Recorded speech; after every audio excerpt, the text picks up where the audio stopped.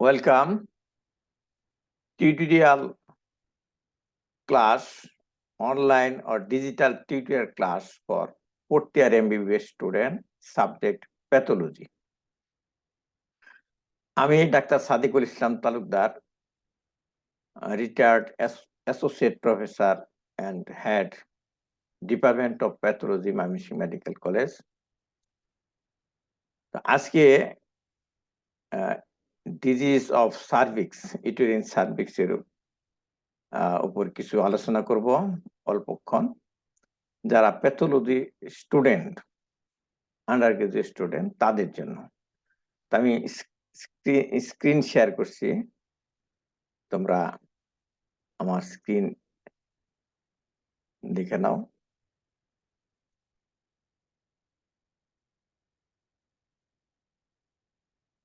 আমার প্রেজেন্টেশনটা power point presentation.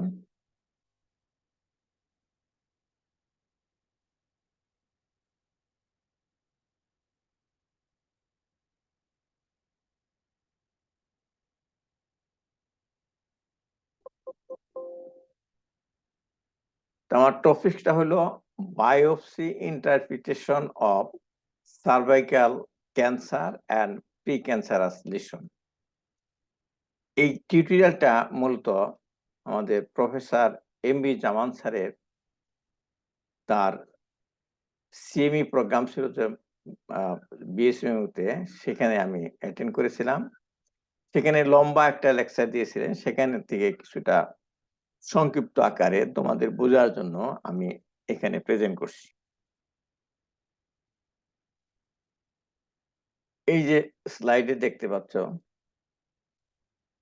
যে সার্ভাইকাল ইন্ট্রাএপিথেলিয়াল লিশন, CIN, এটা বায়োপসিতে কেমন দেখা যায় এবং প্যাপ স্মিয়ারে কেমন দেখা যায়, মানে সাইটোপ্যাথোলজিতে। দেখো যে উপরে লেখা আছে cervical cell on pap smear. আমরা যখন প্যাপ স্মিয়ার স্টাডি করি সেখানে সেলগুলা কেমন দেখা যায়, আর যখন বায়োপসি স্টাডি করি তখন কেমন দেখা যায় তার একটা ডায়াগ্রাম দেখানো হয়েছে। তো উপরের সারিতে আছে প্যাপ স্মিয়ারের সেল। দেখো এইগুলি স্কোয়ামাস সেল, এখানে 3টা সেল দেখানো আছে। এই স্কোয়ামাস সেল যে নর্মাল সেল, ছোট ছোট নিউক্লিয়াস থাকে, ছোট্ট ছোট্ট নিউক্লিয়াস থাকে। আর এই সেলগুলো আসছে কোথা থেকে? এই যে নর্মাল যে স্কোয়ামাস লাইনিং আছে, স্কোয়ামাস সেল, সেখান থেকে আসছে দেখা যাচ্ছে। আরেকটু ডান দিকে যাই, যখন এটা CIN হবে, সার্ভিক্যাল ইন্ট্রাএপিথেলিয়াল নিওপ্লাসিয়া গ্রেড 1, তখন এখানে যেমন এই যে বেজাল সেল গুলা আনডিফারেন্সিয়েটেড হয়ে যাচ্ছে, আনডিফারেন্সিয়েটেড হয়ে লোয়ার আপ টু লোয়ার 1/3 পর্যন্ত, ফ্রম বেজাল লেয়ার থেকে 1/3, বেজাল 1/3 সেল আনডিফারেন্সিয়েটেড হয়েছে। এই সেলগুলো কিন্তু স্কোয়ামাস সেল না, আনডিফারেন্সিয়েটেড সেল। কাজে এটা হলো CIN1। আর এইখান থেকে যখন আমি ওই প্যাপ স্মিয়ার নিব, তখন দেখা যাবে এই সেলগুলোর নিউক্লিয়াস গুলা এই যে বড় হয়েছে, এই নর্মাল সেল বেশ বড় হয়েছে, একটু হাইপারক্রোমাটিক হয়েছে, বড় হয়েছে। এটা যখন আরো বেশি হবে, আনডিফারেন্সিয়েটেড সেলগুলার পরিমাণ আরো বেশি হবে, তখন CIN2 হবে। তখন বোঝানো হবে যে মোর দেন 1/3, মোর দেন 1/3, বাট লেস দেন 2/3, মানে আপ টু 2/3। এই যে লেয়ারটা আছে স্কোয়ামাস লেয়ার, এই যে 2/3 পর্যন্ত চলে গেছে, এই পর্যন্ত হলো CIN2। এই যে আনডিফারেন্সিয়েটেড স্কোয়ামাস সেলগুলা আপ টু 2/3 পর্যন্ত চলে গেছে, কিন্তু 2/3 এর উপরেটা নাই, এটা হলো CIN2। এই অবস্থায় যদি প্যাপ স্মিয়ারের সেলগুলো দেখি, তাহলে হবে এইরকম বড় বড় সেল, হাইপারক্রোমাটিক নিউক্লিয়াস, বড় বড় নিউক্লিয়াস আর কি। তারপরে এটা যদি আরো বেশি বেশি হয়, তাহলে CIN3 হবে মোর দেন 2/3। যখন দেখা যাবে যে 2/3 ক্রস করে গেল কিন্তু ফুল থিকনেস হয় নাই, তাতেই কিন্তু CIN3 হয়ে যাবে। যখন ফুল থিকনেস হয়ে যায় তখন নাম হয়ে যায় কার্সিনোমা সিটু। কাজেই ওই কার্সিনোমা সিটুকে আমরা সাধারণত CIN3 বলি না, ওটার নামে আলাদা, সেটা হলো কার্সিনোমা সিটু। তো মানে 2/3 ক্রস করে ফেলে যতটুকু আগায় ফুল থিকনেস হওয়ার পর্যন্ত অতটুকুই হলো CIN3। আর নিচে দেখো লাল অক্ষরে লেখা আছে benign low grade squamous intraepithelial lesion বলে। লো, যখন ইন্টারপ্রিটেশন করা হয় low grade squamous intraepithelial lesion এই প্যাপসমিয়ারে বলা হয়, সেটা হলো CIN1। আর CIN2 এবং CIN3 high grade squamous intraepithelial lesion. আমরা পরের স্লাইডে যাই। High grade squamous intraepithelial lesion of cervix. Comment on the two-tier histologic classification of precursor lesion. একটা বলা হয় এইচ সিল, মানে প্যাপসমিয়ারে আমরা এইচ সিল বলি high grade squamous intraepithelial lesion, ওখানে কিন্তু নিউপ্লাসিয়া বলা হচ্ছে না, lesion. Cervical intraepithelial lesion 2 or 3, এই 2 এবং 3 কে এক কথায় বলা হচ্ছে high grade squamous intraepithelial lesion, moderate or severe squamous dysplasia, and squamous cell carcinoma in situ। এই সবই হলো প্যাপসমিয়ারে বলা হবে এইচ সিল। আবার বলি, cervical intraepithelial lesion 2 or 3, moderate or severe dysplasia, তারপরে স্কোয়ামাস সেল কার্সিনোমা, সবগুলোকে এক কথায় রিপোর্টে বলা হচ্ছে H SIL, high grade squamous epithelial lesion, প্যাপসমিয়ারের রিপোর্টে। It is widely accepted that unlike CIN2, CIN3 or severe dysplasia is usually not reversible. CIN3 যদি হয়ে যায় এবং সিভিয়ার ডিসপ্লেসিয়া হয়ে যায়, এটা সাধারণত আর নরমালে ফিরে আসে না, মানে ক্যান্সারের দিকে চলে যায়। কিন্তু 2 পর্যন্ত কিন্তু আবার ফিরে আসতে পারে, মানে রিমিশন হতে পারে। By definition, immature neoplastic cell replace full thickness of the cervical mucosa। তখন কি হয়? CIN3, therefore it should have made more sense to lump CIN2 or moderate dysplasia with L-seal, মানে low grade squamous intraepithelial lesion বলা হবে যখন CIN2 পর্যন্ত হয় তখন। এখানে সুন্দর করে দেখানো আছে ডায়াগ্রামে যে কোন পর্যন্ত আবার ফিরে আসতে পারে। দেখো এটা কিন্তু বেজাল লেয়ার, এটুকু উপরের দিকে বেজাল লেয়ার, এই যে যত আমরা ডান দিকে যাচ্ছি তত ওই নিউপ্লাস্টিক সেলগুলা, আনডিভাইডেড সেলগুলা বেড়ে যাচ্ছে। বাম দিকে নরমাল, প্রথমটা নরমাল, তারপরে এল সিল, তারপরে এইচ সিল, তারপরে হলো সার্ভাইকাল ক্যান্সার ইনভেসিভ। তাহলে এখানে দেখো এরোতে দেখা যাচ্ছে নরমাল থেকে এল সিল হইতে পারে, এল সিল থেকে এইচ সিল হইতে পারে, এইচ সিল থেকে সার্ভাইকাল ক্যান্সার হইতে পারে। আবার এই যে এরো বাম দিকে আসছে, এইচ সিল পর্যন্ত গিয়ে আবার না গিয়ে আবার ফিরে আসতে পারে, এল সিলে আবার নরমাল হয়ে যেতে পারে। যখন এইচ সিল হবে তখন আর নরমালের দিকে আসবে না, ক্যান্সারের দিকে যাবে, এটি বোঝানো হচ্ছে। এই যে বেশি বেশি বড় বড় নিউক্লিয়াস দেখা যাচ্ছে, এগুলি হলো undifferentiated squamous cell. What to report in biopsy and leap?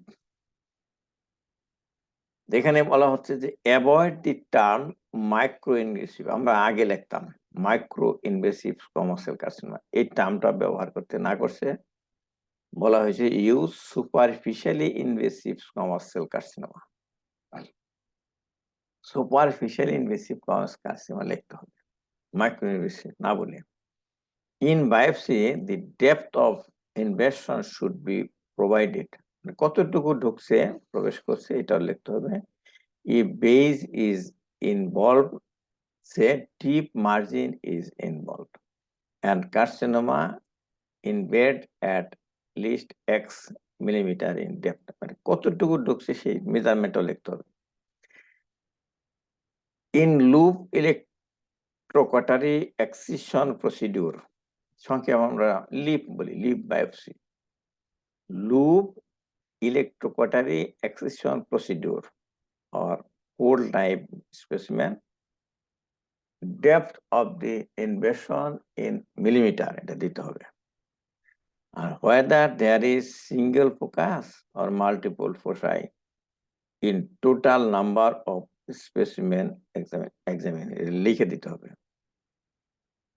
Horizontal measurement of the largest focus on the slide, আর হবে vascular or lymphocytic invasion, lymphatic invasion, vascular or lymphatic invasion, status of endocervical, exocervical and deep margin উল্লেখ করতে হবে। তো এখানে একটা diagram দেখানো হয়েছে যে মেজারমেন্ট কিভাবে করতে হবে, কোনটুকু। এটা হলো বেসমেন্ট মেমব্রেন, এই যে বেজাল লেয়ার, এই যে এখানে কিন্তু বেজাল একটা নিচের দিকে নেমে আসছে, দেখেন স্টোমার ভিতরে, এই যে দেখো।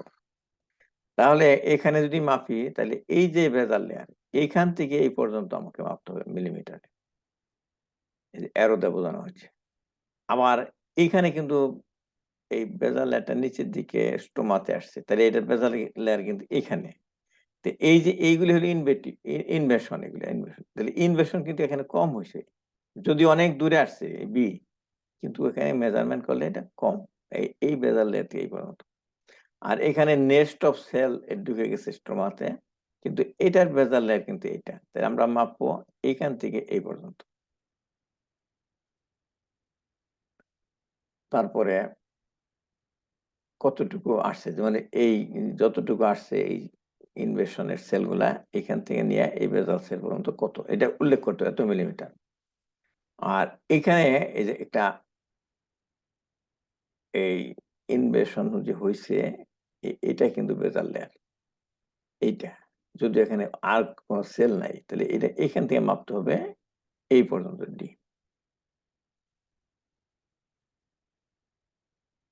Invasive carcinoma of uterine cervix, exophytic or polypoid, polypoid মতো যদি থাকে, tumors have better prognosis than the infiltrating carcinoma। দুই রকম হতে পারে, একটা পলিপয়েড হতে পারে, ওইটার প্রগনোসিস ভালো, কিন্তু এক্সকেভেটিং যদি হয়, ইনফিলট্রেটিং হয়, তাহলে প্রগনোসিস খারাপ। Keratinizing tumour do better than non keratinizing tumour. যে টিউমারে বা ক্যান্সারে কেরাটিনাইজ সেল পাওয়া যায় ওইটার প্রগনোসিস ভালো, আর যেখানে নন কেরাটিনাইজিং সেল সেটা হলো প্রগনোসিস খারাপ। আর usual types and unusual variants of invasive squamous cell carcinoma. Invasion is recognized by any of the following features. এটা হলো কিভাবে বুঝবে যে ইনভেশন হয়েছে, রেগড or irregular neoplastic cell nest, tumor cell nest extending deeper than adjacent endocervical gland. এন্ডোসার্ভিক্যাল গ্ল্যান্ডের একটা limit আছে, এটা থেকেও ওই নেস্ট অফ সেল চলে যাবে। Cell nest with loss of polarity at the periphery or central necrosis, desmoplastic responses in the adjacent stroma। desmoplastic reaction যদি হয় তাহলে মনে করতে হবে এটা ইনভেশন হয়েছে। On the basis of degree of squamous differentiation, 3 grades are recognized and reported: well, moderately, and poorly differentiated carcinoma. তাহলে on the basis of degree of squamous cell differentiation, এই squamous cell carcinoma ভাগ করা হয়েছে 3 গ্রেডে। একটা হলো well differentiated, আর একটা moderately differentiated, একটা হলো poorly differentiated.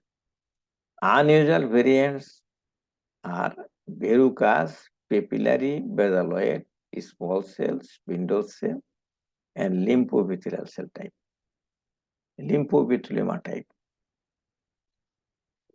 এরপর আছে গ্ল্যান্ডুলার সেল নিউপ্লাজম অফ সার্ভিক্স। যেহেতু এখানে গ্ল্যান্ড থাকে, এখান থেকেও ক্যান্সার হয়। এটা আমরা সাধারণত প্যাপ স্মিয়ার যে করি আমরা, আইআর স্পেসুলা যে বাম পাশে, এটা আইআর স্পেসুলা কাঠের এইটা সাইটোপ্লাস্ট, সার্ভাইকাল যে সেলগুলা সাইটোপ্লাস্ট জানা হয়, এটা দেখানো হচ্ছে। benign lesion that may mimic adenocarcinoma in situ or invasive adenocarcinoma, এটার মতন দেখা যায়। এই benign lesion কি কি? endocervical polyp, endometrial polyp, cervical endometriosis, microglandular hyperplasia, lobular endocervical glandular hyperplasia, diffuse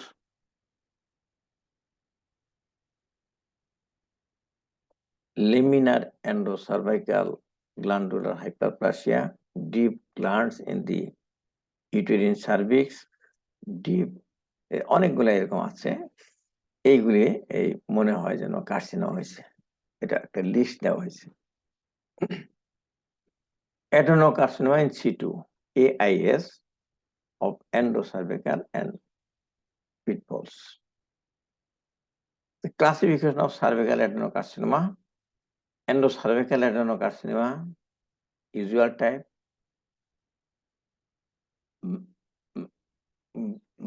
veloglandular adenocarcinoma, minimal deviation adenocarcinoma, mucinous adenocarcinoma, gastric type, intestinal type, signating cell type, colloid type. আর endometrioid adenocarcinoma, clear cell carcinoma, serous carcinoma, adenosquamous cell carcinoma, তারপর adenoid basal carcinoma, adenoid cystic carcinoma, microcystic carcinoma, অনেক রকম এই glandular সেলের carcinoma হয়। আদার rare variant আছে, সেগুলো হলো clear cell carcinoma, serous carcinoma, glassy cell carcinoma, adenosquamous carcinoma, adenoid basal carcinoma. তো আজকে এই পর্যন্তই শেষ করলাম।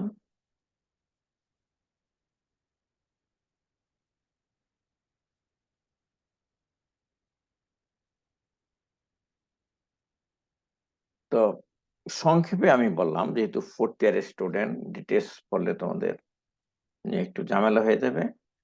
যেটুকু শোনালাম এটুকু তোমাদের টেক্সট বইয়ের সাথে মিলাই দেখো। তো টেক্সট বই এবং আমার লেকচার শোনার পরে তোমার কনসেপশনটা একটু ক্লিয়ার হবে। আমি বলবো শুধু লেকচার শুনলেই হবে না, তোমরা টেক্সট বই পড়ো, তোমাদের স্যারের লেকচার শোনো, লেকচার নোট দেখো। আমার মনে হয় তোমাদের আইডিয়া ক্লিয়ার হবে। আজকের মতো শেষ করছি। আজকে আলোচনা করলাম ইউটেরিন সার্ভিক্সের ডিজিজ, বিশেষ করে কার্সিনোমা সিটু এর উপরে এবং ইনভেসিভ কার্সিনোমা। ধন্যবাদ সবাইকে।